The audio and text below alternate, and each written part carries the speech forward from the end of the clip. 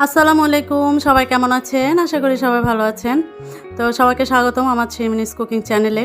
তো আজকে আমি খুব সহজে তেল ছাড়া এবং তেল দিয়ে ভেজে কিভাবে স্প্রিং রোল বা সবজি রোল খুব সহজে বানানো যায়, একদম কেনা শেড দিয়ে ওভাবে আমি আজকে তৈরি করে দেখাবো খুব সহজে। আমরা অনেক সময় শেডটা অনেক কষ্ট করে ঘরে তৈরি করি। তো এখন কম টাকায় আসলে বাইরেই কিনতে পাওয়া যায়। তো দেখুন, আমি প্রথমে শিটগুলোকে ডিপ ফ্রিজে ছিল, সেখান থেকে আমি প্রায় 1 ঘন্টা আগে নামিয়ে নিয়েছিলাম। নামিয়ে এভাবে আমি কেটে শিটগুলোকে আমি একটা একটা করে আলাদা আলাদা করে নিয়েছি। তো নিয়ে আমি আরেকটা কড়াইয়ে আমি একটু সামান্য জিরা দিয়ে দিলাম গরম তেলে, অর্থাৎ হাফ কাপ তেলে প্রায় 1 থেকে 1.5 কাপ পরিমাণ পেঁয়াজ কুচি দিয়ে পেঁয়াজটাকে আমি বাদামি করে ভেজে নিব। তো বাদামি হয়ে গেলে সেখানে আমি হাফ চা চামচ হলুদ গুঁড়ো, হাফ চা চামচ মরিচ গুঁড়ো আর হাফ চা চামচ গরম মশলা গুঁড়ো দিয়ে দিব। বাট খুবই অল্প অল্প পরিমাণে দিতে হয়, কারণ রোলে যে কোনো কিছুতে মশলা যত কম হবে টেস্টটা তত ভালো হবে। তা আমি এখানে রসুন পাউডার ছিল, রসুন পাউডারটা হাফ চা চামচের মতো দিয়ে দিলাম। দিয়ে আমি একটু সামান্য পানি দিয়ে মশলার গন্ধটা যাওয়ার জন্য একটু কষিয়ে নিব।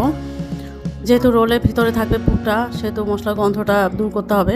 তা আমি এখানে আগে থেকে কিছুটা বরবটি সেদ্ধ করে নিয়েছিলাম। কিছুটা বলতে এখানে আমি প্রায় 3 কাপ পরিমাণ বরবটি সেদ্ধ করে নিয়েছি, যেহেতু আমি অনেকগুলো বানাবো।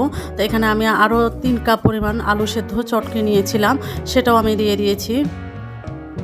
সেদ্ধ আলু আপনারা চাইলে ওইটা কাঁচা অবস্থায়ও করতে পারেন, কিউব কিউব করে কেটে আলু এবং বরবটি একসাথে দিয়েও ভাজা যায়। তা আমি সহজে ভাজার জন্যই এভাবেই করেছি। তা আমি এখানে লবণ দিয়ে দিলাম স্বাদ মতো, অর্থাৎ এখানে আমি 1 চা চামচের মতো লবণ দিয়েছি।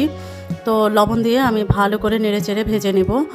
মশলাগুলো ভালো করে মিক্সড করে নেওয়াটাই কাজ, যেহেতু সব কিছু সেদ্ধ করা। তো এখানে আমি 1.5 চা চামচ পরিমাণ চিলি ফ্লেক্সও দিয়ে দিয়েছি, আর একটু টেস্টের জন্য, আমার ভালো লাগে এই জন্য। তারপরে আমি সব কিছু মিক্সড করার পরে ভালো করে, আর কিছু দিব না, এতটুকুর মধ্যে কত অল্প মশলায় এত মজা হয়, আপনারা যে কেউ বানিয়ে দেখতে পারেন, খুবই টেস্টি হয়। তা আমার রেডি হয়ে গেছে, দেখেন কালারটা কত সুন্দর এসছে। তো এটাকে আমি পুরোপুরি ঠান্ডা করে নিব, যেহেতু আমি শিটের ভেতরে দিব, গরম অবস্থায় দিব না, ঠান্ডা করে নিব। তো ঠান্ডা করে আমি শিটগুলোতে দিয়ে পুরগুলো দিয়ে আমি রোল করে নিব। চাইলে আপনি বেশি পুরো দিতে পারেন সবজি, বা অল্প পরিমাণেও দেওয়া যায়, একটু মোটা করে বা পাতলা করেও দেওয়া যায়, যেভাবে। এখানে আমি একটু ময়দাকে ঘন একটা ডো ব্যাটার তৈরি করে নিয়েছি, কারণ সামনে দিয়ে এটা ছিটটা বন্ধ করে দেওয়ার জন্য, আটকে দেওয়ার জন্য, যাতে খুলে না যায়। এভাবে আমি সামনে দিয়ে, হাত দিয়েও করা যায়, এটা চামচ দিয়েও করা যায়, এভাবে করে আমি আটকে দিচ্ছি। এভাবে আমি সবগুলো রোল তৈরি করে নিব।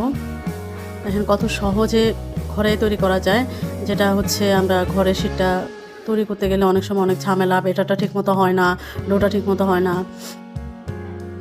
তো এই জন্য বাইরে এখন কিনতে পাওয়া যায়, সবই এখন বাইরে রেডিমেড কিনতে পাওয়া যায়। এখন সবারই সব রান্নাই সহজ হয়ে গেছে তুলনামূলক। আগে তো মানুষ অনেক কষ্ট করে রান্নাবান্না করতো, সব কিছু নিজে ঘরে তৈরি করে। এখন সব কিছু রেডিমেড তৈরি করা কিনতেই পাওয়া যায়, আমরা শুধু কিনে এনে প্রসেস করে বানানো।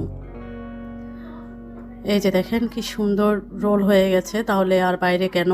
তো দেখেন আমি সবগুলো তৈরি করে নিয়েছি। এবার আমি এয়ার ফ্রায়ারটা খুলে নিচ্ছি। এয়ার ফ্রায়ারে আমি প্রথমে একটা বেটার পেপার বিছিয়ে নিচ্ছি।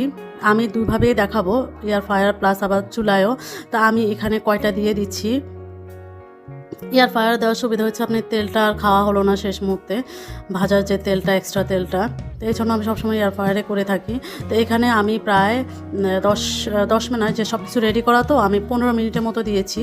এখানে প্রায় আমার ডিগ্রিটা 180 ডিগ্রিতে। আর যদি ফ্রিজ থেকে নামানো হয় তাহলে 200 ডিগ্রিতে 25 মিনিট দিলেই হয়ে যাবে। তা আমি আরেকটা কড়াইয়ে দেখেন আমি তেল দিয়ে, তেলটা বেশি না, হাফ কাপ দিয়ে 4টা রোল আমি ভেজে দেখাচ্ছি। এরকম করে আপনারা চাইলে ডুবো তেলেও ভাজতে পারেন, আবার এভাবেও করা যায়, পরোটার মতো করেও ভাজা যায়, আবার ডুবো তেলেও ভাজা যায়, যে যেভাবে ভাজে। তা আমার এয়ার ফ্রায়ারে আমার টাইম হয়ে আসছে। দেখেন আমার এয়ার ফ্রায়ারটাও রেডি, কি সুন্দর একটা কালার আসছে এয়ার ফ্রায়ারেরটাও, একদম মুসমুসা, অনেকক্ষণ ধরে এই মুচমুচাটা থাকে। আপনার চুলায় ভাজলে যতটা না থাকে, এয়ার ফ্রায়ারে করলে তার চেয়ে বেশি সময় ধরে মুচমুচাটা থাকে। তা আমার ফাইনাল লুক চলে আসছে, দেখেন কত সুন্দর হয়েছে, দুটোই সুন্দর হয়েছে। তবে কথা একটা তেল ছাড়া আর একটা তেল দিয়ে, তেল ছাড়াটা আমার কাছে খুব ভালো লাগে, স্বাস্থ্যসম্মত, এই জন্য ভালো লাগে। তা আপনারা চেষ্টা করবেন তেল ছাড়া খাবার খেতে। তো সবাই আমার জন্য ভালো দোয়া করবেন, সবাই ভালো থাকবেন। কেমন লাগলো লাইক কমেন্ট করবেন। আল্লাহ হাফেজ।